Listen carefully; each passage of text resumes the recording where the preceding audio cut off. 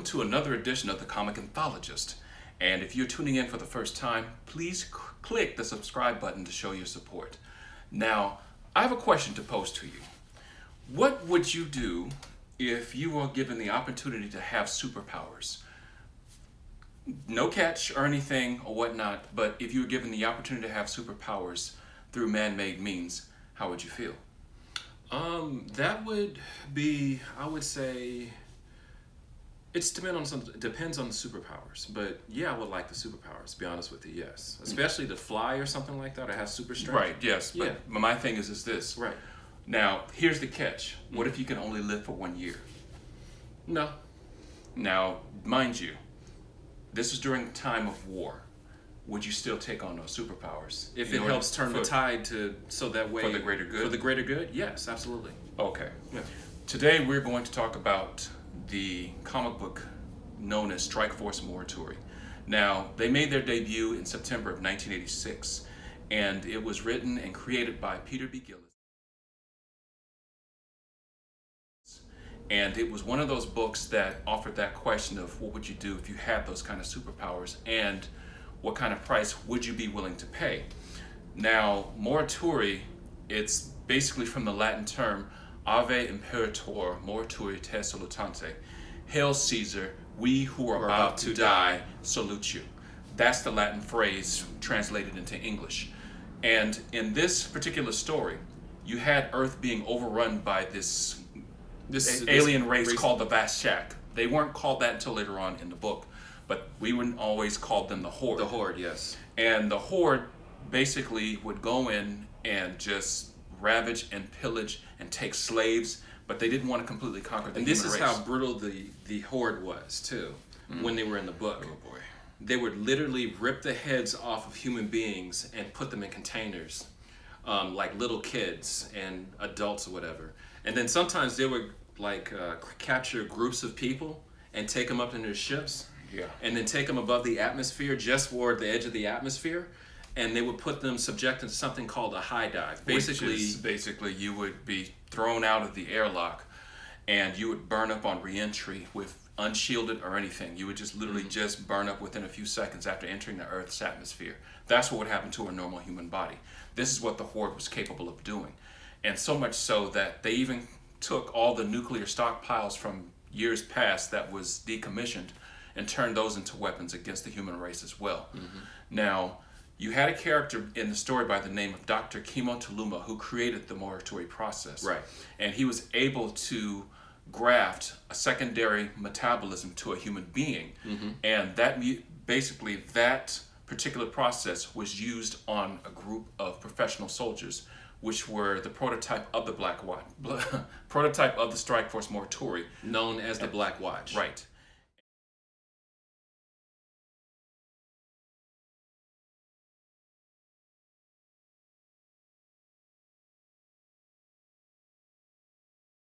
And you had Clint Rogers, Bruce Higashi, and Woody Green, who basically were the prototypes of the Strikeforce Morituri. Now, there were the two other members that were part of the Black Watch, but they didn't make it. They died when there's this testing ground called the Garden,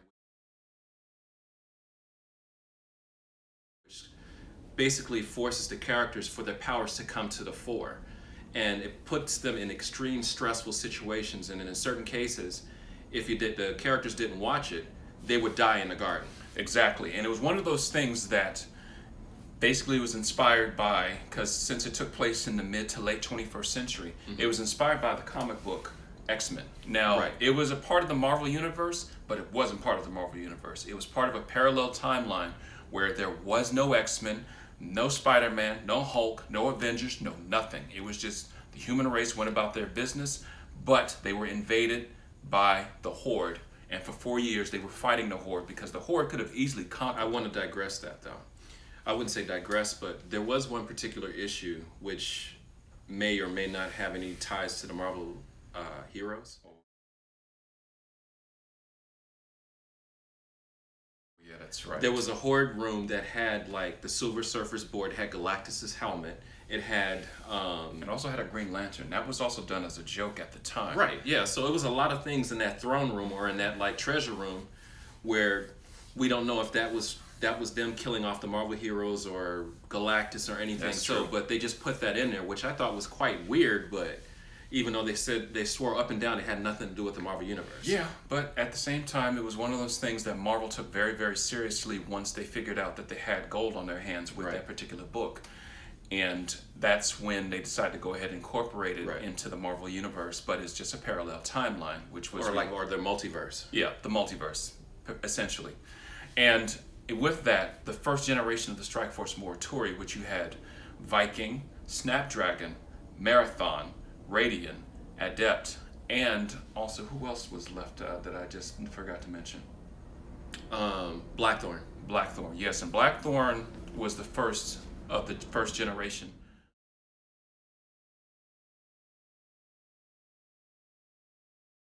Of Strikeforce Morituri. Beyond the Black Watch, because the key factor with the Black Watch and the first generation soldiers, the Black Watch were all soldiers, but they were in their 30s. They were like in their late 20s, early 30s. Exactly. And that's when they realized that when they grafted those metabolisms onto their bodies, to have superpowers, it shortened their lifespans, like not within like the span of a year, like which with the next generation, which I'm going to get to next. Basically, it sped up their lifespans to like in a matter of weeks. Exactly. They would be dead within weeks versus months down the road. And on the very first mission against the Horde, one of the members, Clint Black, which is one of the members Clint of Rogers. Clint Rogers, yes. Of one of the members of the Black Watch. He fought and killed one of the leaders of the Horde, but they beheaded him. And there were two left, Bruce Higashi and Woody. And so right when they were escaping with their ship, Woody succumbed to the Morituri Effect, because Woody had the powers of optic beams, kind of like similar to Cyclops of the X-Men. Exactly. And once he succumbed to it because he was trying to control the ship and he couldn't figure out what was happening to him, and all of a sudden he went through a power surge and started melting. And that right there was coined the Morituri Effect, meaning no matter if you took the process, no matter what happens, you will be dead within a year. Now, there was an exception to the rule with Blackthorn, but we'll get to that in just a moment. Well, in Bruce Higashi's case, right when he tried to escape, they claimed to have shot a nuke at his ship, at the escaping Actually ship. did shoot a nuke. When they did another part of the story later on down the road with Bruce Higashi, they basically had somebody that looked like him on the operating table, but it wasn't him because they were trying to trap and basically kill off the first generation of the Morituri. Bruce Higashi was wiped out when the Horde literally, and what I mean by overkill, it was overkill, dropped a nuke on him just so that way they can say, hey, wait a minute, this is what we're showing you, the human race, that we cannot be stopped, and we're going to take your own weapons, and we're going to beat you and subjugate you. Right, and then with the Morituri, the soldiers for the Black Watch, that was basically showing human beings when they seen that, the other members of human society, even though they were enslaved by the Horde, to let them know that we're going to fight back, and that's exactly what they did. So when the next generation of the Morituri came about, that Wesley just mentioned, basically this was the catch. Everyone had to be 18 or below to take the Morituri, between the age of 18 and 20. Right, to take the process. Yeah, because with that process, it was basically giving the body a chance to adapt to that secondary metabolism that was grafted onto them in order to make sure that they were able to use those powers the way that they needed. Now, with the government, they didn't use them properly initially, and they kept holding them back, and that was frustrating them because these people had given their lives to fight the Horde. Right. But there was times where the government's like, no, we can't send you out there. No, we can't send you out there. And some of those times I could see why, because they wouldn't have never made it to the battle in the process to fight them. Because there was one particular part of the storyline where the Morituri soldiers wanted to go, the main characters wanted to go fight the Horde, but the problem was the Horde was raiding a chocolate factory because chocolate was a drug to the Horde. So right, physiologically, the food that they consumed from this planet, physiology a lot different from us, and basically they would literally kill an entire building of people just to get one candy bar, because to them it's an intoxicant. It's like alcohol to them, or like a drug. Basically it was an illegal drug. One thing I liked about the series though is that, getting back to the main subject of the Strikeforce Morituri crew, of those particular characters, one thing I liked about that book so much, it was so unpredictable. I mean, when I mean unpredictable, Oh, yeah. you get connected to these characters, and as you're reading and going along, and then like in issue 4, they're already killing off one of the major characters like that, right?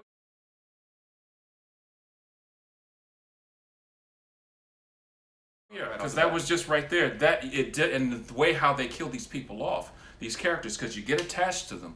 You start be like, oh, okay, cool, up with her. Boom, she was She's taken gone. out by little. The team was starting to dwindle down more and more and more. And you know the funny part was the between the writer and the editors of that book, the way how they picked out who was gonna die, even though they had like in one of the books they had a page on picking out who's to die next. They basically had a dartboard. And they would just be like, okay, we're gonna kill that person off. Oh, wait a minute, let's oh, let's go kill that person off on this Right. next issue. Exactly. I'll say this: the character development for these stories was outstanding. Oh yeah, it was spot on. It was point blank. And Peter B. Gillis, he had lightning in a bottle with this story.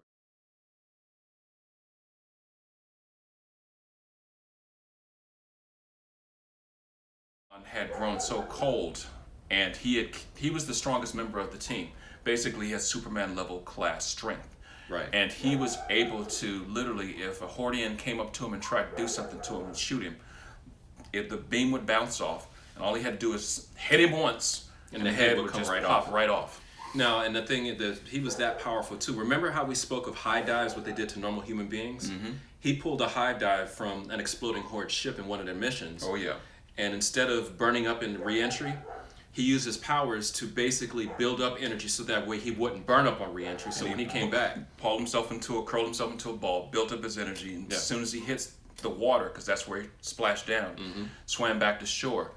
And you could see how that Morituri process had made him superhuman, almost godlike. and so right when they were fighting, his power levels started to get really out of control, and when they started to surge, and plus he was building up energy to basically, because he knew what was going to happen. He knew he was going to die. He was willing himself to die, but he was building up such a surge to the point where he told his teammates, get off the ship. And he says, Adept, she loves you. He says, I know, I got to do this. Get off the ship now. So there's this thing that was going on where everybody was getting off the ship. Where's Robert? Where's Robert? He's not coming He's back. not coming back. And so And you see him as he's building, he's getting bigger, stronger, but his clothes are like burning off. And any Hordian that got near they him, got fried. they were literally just burning up, trying to shoot him and take him out. Until finally he realized what he was about to do. He said one word to the person that he loved, and then boom, he took out the entire starship. That goes to show you, or better yet, it makes you think about what happens if his power he would have suffered the Morituri effect On Earth. on Earth inside that inside base. the base or whatnot, inside the mountain. He could have easily blown up the mountain or part of the country just because he had built up his power that much. Right. Now there was the second and third generation Morituri.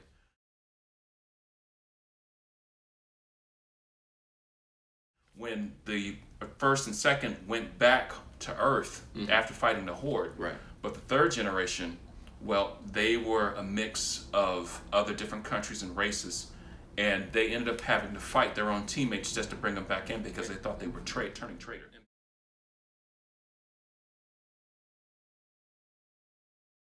Basically, they were being manipulated by the government because the government wasn't doing all those shady, or not, I wouldn't say shady, but they were doing shady things, but they weren't being truthful about what the missions were all about and everything. And so when this Morituri soldiers, the characters were starting to question the government officials, they wanted to call them traitors and try to brand them in the media like just basically pariahs, Right, outcasts. right. So It was that.